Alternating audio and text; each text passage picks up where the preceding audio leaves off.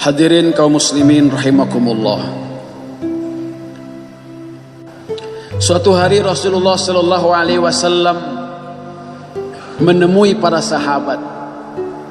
Ada di antara sahabat yang berdoa kepada Allah, Alhamdulillahilladzi hadani lil Islam wa ja'alani min ummati Muhammadin sallallahu alaihi wasallam. Sahabat itu berdoa, ya Allah, segala puji bagi Allah yang telah memberikan hidayah kepada saya sehingga saya menjadi orang yang Islam. Segala puji bagi Allah yang telah menjadikan saya sebagai umat Nabi Muhammad sallallahu alaihi wasallam. Maka Rasulullah sallallahu alaihi wasallam menyatakan, syakarta azima, kamu telah mensyukuri nikmat yang paling agung. Kita tidak pernah meminta kepada Allah subhanahu wa ta'ala, kita ingin menjadi orang yang beriman kepada Allah. Tetapi pada hari ini Allah sudah takdirkan kita menjadi orang yang beriman. Padahal betapa susahnya para rasul-rasul menanamkan iman kepada umatnya.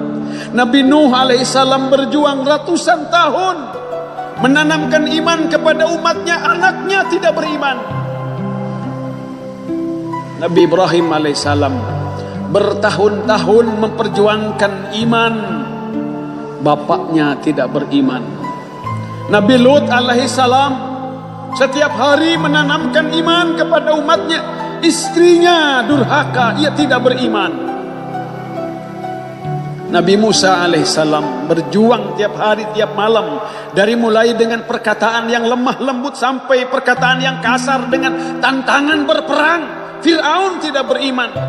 Rasulullah sallallahu alaihi wasallam, hadirin, tiap hari Rasul mengunjungi umat, tiap hari Rasul berdakwah. Diketuknya satu persatu, rumah demi rumah. Pamannya Abu Lahab tidak beriman. Dalam satu tafsir disebutkan, surat Al-Quran yang jarang dibaca oleh Rasul adalah Al-Lahab.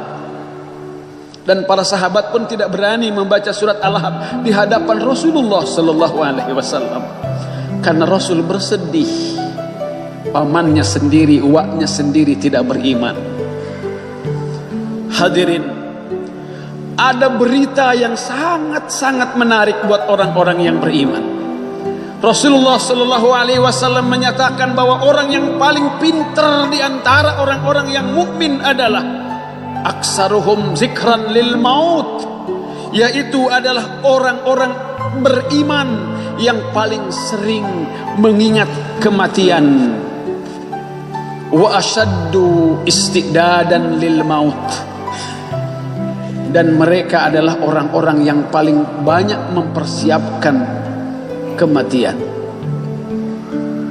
Hadirin rahimakumullah, Allah subhanahu wa ta'ala berfirman, ayat yang saya bacakan di pembukaan tadi, A'udzubillahi minasyaitonir rajim.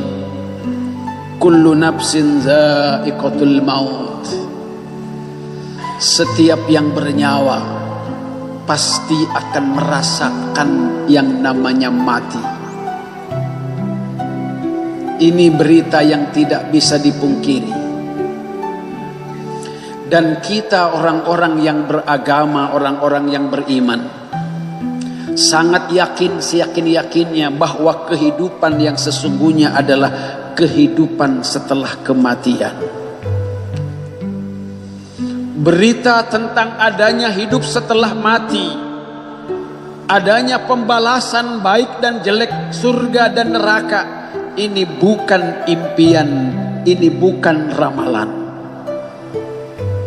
Sekarang kita berkata bahwa dunia adalah kenyataan, akhirat adalah cerita.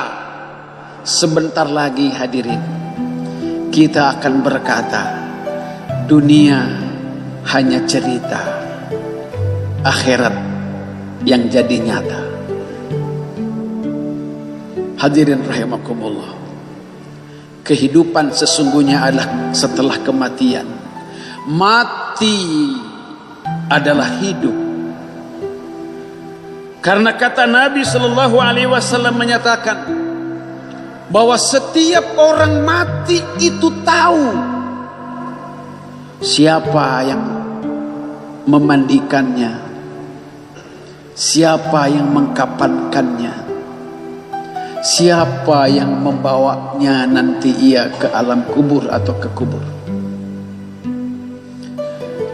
Ketika mayat itu diletakkan, kata Nabi, hadirin, ini berita dari Nabi, mayat itu akan mendengar suara sandalnya orang yang mengantarkannya.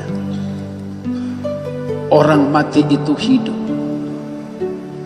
Ketika, hadirin, orang mati yang akan kita alami, semuanya kita akan memasukinya pintu kematian itu. Kalau ia baik, maka semua amal kebaikannya akan menjadi nyata. Dan fisik yang kita gunakan nanti adalah bukan fisik yang sekarang ini, tapi fisik casing dan body yang dibentuk oleh Allah dari amalan kita. Sekarang boleh ada orang yang bertanya, buat apa kita sholat, buat apa kita zikir, buat apa kita puasa, buat apa kita beribadah dan beribadah. Sekarang kita tidak bisa menjawabnya. Seperti halnya katanya seorang bayi bertanya ketika ia berada di perutnya, buat apa mata? Kalaupun dikasih tahu mata buat melihat, ia akan mengatakan, melihat apa di dalam kegelapan perut? Ketika diterangkan, ini adalah tangan-tangan untuk bekerja, ini adalah kaki-kaki untuk berjalan, apa mengertinya anak yang ada di perut ibu? Tetapi ketika mereka keluar dari alam rahim menuju alam dunia ini, baru tahu manfaatnya mata, baru tahu manfaatnya kaki dan tangan. Gratis dari Allah Subhanahu wa Ta'ala. Kita bertanya, apa sekarang manfaatnya kita berkumpul? Apa manfaatnya kita sholat? Jawabannya bukan di sini, hadirin. Ketika kita nanti sudah keluar dari alam dunia ini menuju alam akhirat yang diawali dengan alam kubur, hadirin, baru kita akan tahu apa sesungguhnya artinya sholat, artinya baca Quran, artinya zikir dan lain-lain sebagainya. Bagi orang yang beriman, hadirin, banyak kesempatan rahmat Allah Subhanahu wa Ta'ala yang Allah kasihkan kepada kita. Kita tidak tahu di mana dan kapan kita akan mati. Rasulullah Shallallahu Alaihi Wasallam memberikan kabar gembira, hadirin. Katanya tidak ada seorang mukmin yang kalau ia meninggal pada hari Jumat atau pada malam Jumat, illa waqahullahu fitnatal qabri, kecuali Allah akan jauhkan dia daripada siksanya kubur. Bisakah kita meninggal pada hari Jumat atau pada malam Jumat? Tidak ada yang tahu. Makanya hadirin rahimakumullah, Allah Subhanahu wa Ta'ala mempersilahkan kepada seluruh manusia, silahkan kalian wahai hamba-hambaku, kalian mau tidak mau beribadah kepadaku, kalian mau maksiat kepadaku, silahkan, asal kalian jangan hidup di bumiku. Di mana kita akan tinggal kalau tidak di bumi Allah? Silahkan kalian mau maksiat, silahkan kalian tidak mau ibadah kepadaku. Jangan kalian memanfaatkan apa yang telah aku sediakan. Air manusia tidak bisa menciptakan, api manusia tidak bisa membuat, udara manusia tidak bisa mencipta. Silahkan, kata Allah, kalian maksiat. Jangan menggunakan airku, jangan menggunakan udaraku, jangan menggunakan apiku. Bisakah kita hidup tanpa air, tanpa udara? Kata Allah, silahkan kalian, kalau memang mau maksiat silahkan maksiat. Tapi kalau mati nanti baca la ilaha illallah. Nabi sallallahu alaihi wasallam bersabda, siapa saja orangnya kalau di akhir hayatnya membaca la ilaha illallah, masuk surga. wa in zana, wa in saraka, walaupun dia berzina, walaupun dia mencuri. Bisakah kita menjamin ketika kita di akhir hayatnya kita membaca la ilaha illallah? Tidak ada, kecuali dengan hidayah Allah subhanahu wa ta'ala, kecuali dengan rahmat dan anugerah Allah subhanahu wa ta'ala. Betapa bahagianya, kata Nabi, tidak ada seorang mukmin, ma min muslimin yamutu fayusalli alaihi salasatu supupin minal muslimin illa aujaba. Tidak ada seorang mukmin pun yang meninggal dunia kemudian disolatkan oleh 3 baris saf orang yang solat, aujaba. Kata Nabi, aujaba, pasti ia akan mendapatkan surga Allah subhanahu wa ta'ala. Kita pun tidak tahu siapa yang akan menyolatkan kita nanti.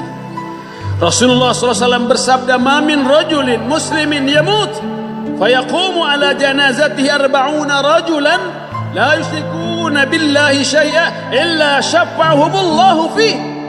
Kalau ada orang muslim meninggal dunia, hadirin, terus disolatkan oleh 40 orang yang tidak musyrik kepada Allah, yang betul-betul mukmin, bukan munafik, bukan musyrik, maka ia akan memberikan syafaat untuk orang yang meninggal itu.